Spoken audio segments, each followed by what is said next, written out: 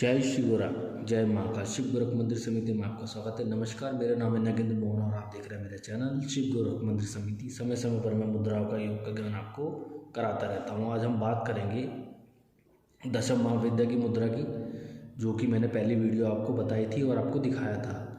आज दशम महाविद्या की मुद्रा पुनः करते हैं दोबारा, और आपको दोबारा समझाने की कोशिश हम करते हैं। तो देखिए, दशम महाविद्या में आपको हमने बताया था कि मुद्रा किस तरीके से की जाती है।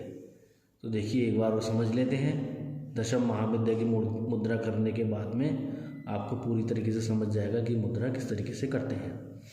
तो देखिएगा, सबसे पहले दशम महाविद्या की मुद्रा करने से पहले आपको इस तरीके से करना है ताकि आपके हाथ गर्म हो जाएं और जितनी भी आपकी नेगेटिव ऊर्जा जो व्याप्त हो रही है वो हाथों के माध्यम से, इन पोरों के माध्यम से निकल जाए। तो इसको करने के बाद में आपको क्या करना है? करने के बाद में आपको इस तरीके से करना है और इस तरीके से झाड़ लेना है। मुद्रा की पहली क्रिया होती है ये। पहली मुद्रा करने से पहले अगर आप ये क्रिया करेंगे तो मुद्रा दुगनी तेजी से आपको फल देगी और उसकी अच्छी जानकारी आपको होगी, और आपकी उंगलियां जो है फ्लेक्सिबल अच्छी हो जाएगी, मुड़ भी जाएंगी अच्छे से, और आप अच्छे से मुद्रा कर सकते हैं।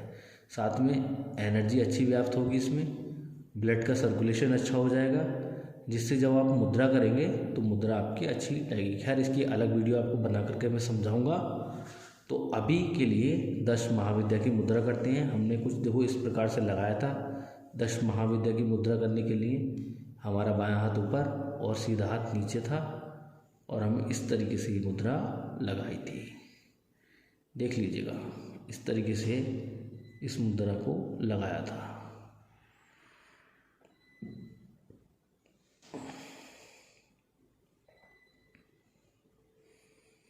ठीक है, तो हम पार्ट 1 था हमारा ये। अब हम पार्ट 2 देखेंगे। तो वो पार्ट 2 इस तरीके से कुछ ऐसे होगा।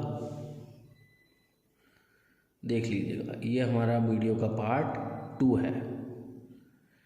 ये देखिएगा, इस तरीके से आपको लगानी है मुद्रा। एक बार और गौर से देख लीजिएगा। जब आप ये मुद्रा लगाएंगे तो आपकी दोनों एल्बो पे दबाव पड़ेगा, ज़रूरत से ज़्यादा दबाव पड़ेगा आपको ये मुद्रा लगभग 5 से 6 सेकंड, 5 से 6 मिनट तक लगानी है, और लगाते हुए स्मरण करना है दशम महाविद्याओं का, जिसमें से ये 2 जो विद्याएं हैं जो हमारे अंगुष्ठ दिख रहे हो ऊपर, ये हमारी कालीकुल और श्रीकुल के अंगूठों का प्रतीक है।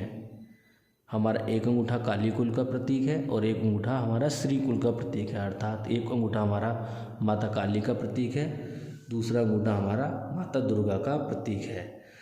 इसी आधार पर हमारे 2 रूप बनते हैं, जिससे जो एक रूप हमारा सात्विक और एक रूप हमारा तामसिक बनता है। तामसिक रूप और सात्विक रूप का अर्थ ये है कि हमारा अच्छा और बुरा, धर्म अधर्म, जय पराजय, इस तरीके से जो है जितने भी 2 पहलू हैं, ये 2 सिस्टम हैं, वो जोड़ने के लिए इस मुद्रा को ठीक प्रकार से देखिए। एक बार और देखिएगा, इस तरीके से आपको करना है। ये उंगलियों को अच्छी तरीके से फ्लेक्सिबल कीजिए और इस मुद्रा को कीजिएगा। बहुत अच्छी मुद्रा ये देखिएगा।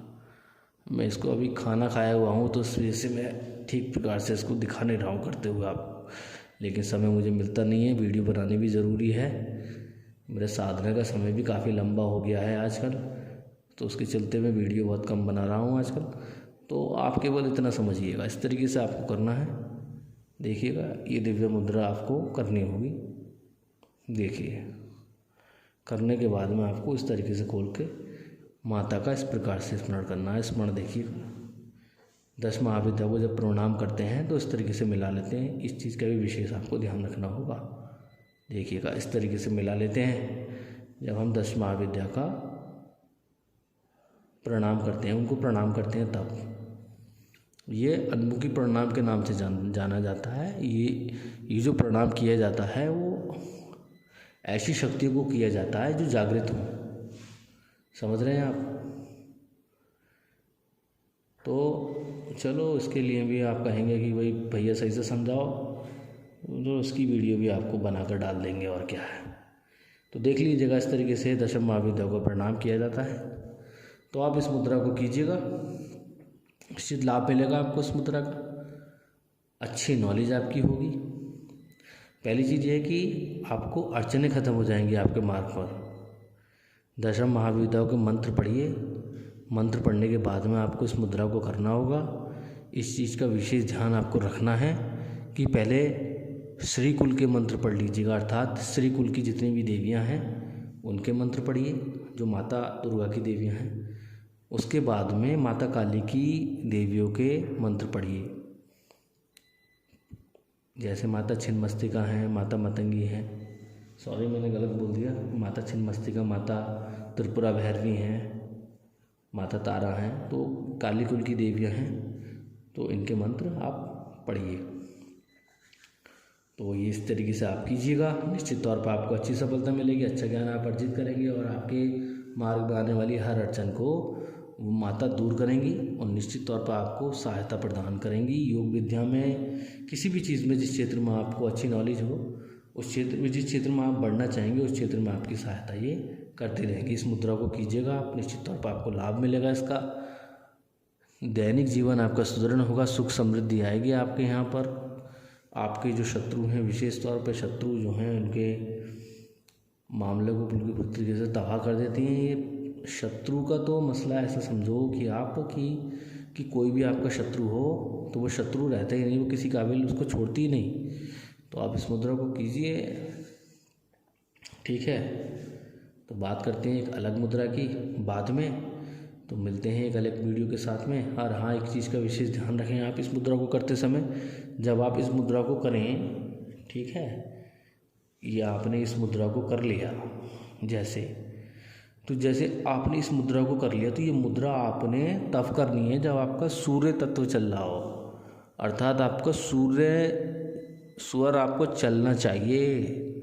अगर आप कोई भी मुद्रा दशम महाविद्या की कर रहे हैं, साधना कर रहे हैं, तो सूर्य स्वर में कीजिए, आपको निश्चित तौर पर सफलता मिलेगी इसकी, क्योंकि माता जो है सूर्य का प्रतीक हैं। चंद्रमा में, चंद्र स्वर में किसकी साधना करनी होगी, ये आपको अलग वीडियो में हम बताएंगे। फिलहाल में अब ये बात चल रही है साधना की, माता की, तो आपको सूर्य स्वर में ये साधना करनी है। इसका अच्छा रिजल्ट आपको मिलना है, 100% मिलेगा भाई। तो आप इस मुद्रा को कीजिएगा, एक बार और देख लीजिएगा। लो, कितनी बार दिखाऊं मैं आप लोगों यार, आप लोग जो है कमेंट्स वगैरह कहाँ, इतना अनुभव जो है ना आप करते नहीं। तो देख लीजिएगा, ये एक बार और देख लीजिएगा। अरे भाई, लो जी, लो, देख लो, एक बार और देख लो। ये देख लो किस तरीके से, कितनी दिव्यता के साथ में ऐसा लग रहा है जैसे कोई कमल की कली हो जो खिलने वाली हो।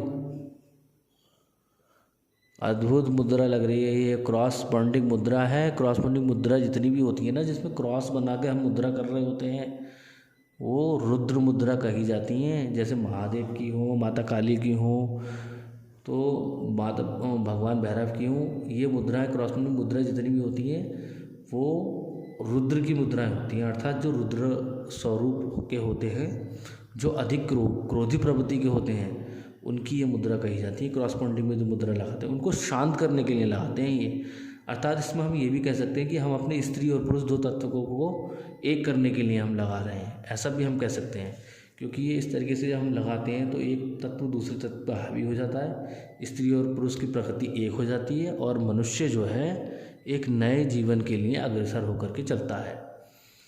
हमें स्त्री और पुरुष की प्रकृति को एक करना ही होता है। हमारे शरीर में अलग अलग प्रकृति है, ठंडे और गर्म की, जिसको एक करना ही जीवन का लक्ष्य होता है। जब ये प्रकृति एक हो जाती है तो हमें ईश्वर के दर्शन हो जाते हैं। जब तक ये प्रकृति एक नहीं होगी, हमें ईश्वर के दर्शन नहीं होने के हैं। तो ये एक विज्ञान है जहाँ पर अग्नि, वायु, पृथ्वी, जल, समझे, आकाश इन तत्वों का विलीन होकर के एक तत्व में परिवर्तित हो जाने का नाम ही योग साधना है और समाधि है। तो इन चीज़ों को आप कीजिएगा, आपको निश्चित सफलता मिलेगी। वीडियो काफ़ी लंबी हो जाएगी बोलते, तो आप मेहनत से आप मेरी वीडियो को देखिए और कीजिए, निश्चित सफलता आपको मिलेगी, आपका कल्याण होगा। मिलते हैं अगली वीडियो के साथ में। जय श्री गोरख, जय महाकाल।